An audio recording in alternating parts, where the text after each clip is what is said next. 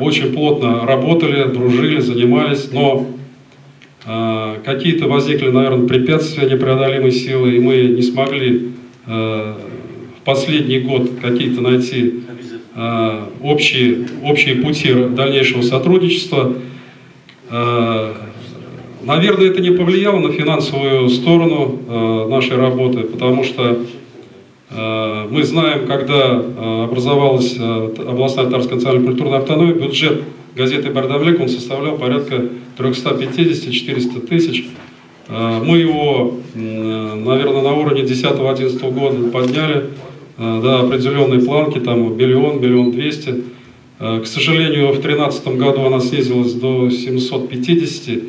И я думаю, что в 2014 году мы все-таки будем ее поднимать до того уровня, который был в 2010-2011 году, до цифры 1 200 000.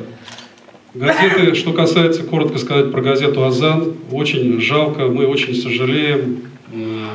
Та газета, которая просуществовала много лет, к сожалению, на сегодняшний день не выпускается. Галимов Шамиль Хайдарович, он здесь присутствует.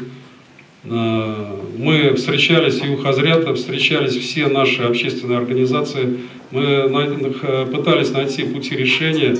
Может быть, мы их еще и найдем, но, вот, к сожалению, пока у нас эта вот газета застопорилась и, к сожалению, не выпускается.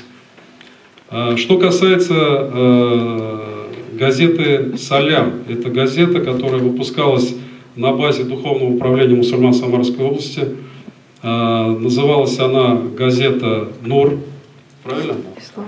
К сожалению, «Ислам Нур». К сожалению, получилось так, что вот она как бы была на грани, вот она затухающая газета. Ко мне обратился Талиб Хазрят с просьбой, ну как-то надо эту газету поддержать. Значит, пришлось встречаться с первыми лицами Самарской области с просьбой поддержать эту газету.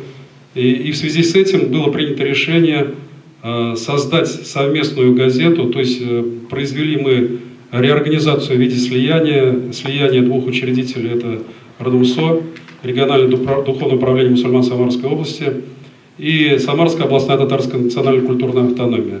То есть эта газета работает уже где-то более 6 месяцев и достаточно успешно. Я думаю, что это уникальная газета, у которой есть будущее. Почему? Потому что в этой газете все есть, и духовная направленность, и политика, и экономика, и спорт.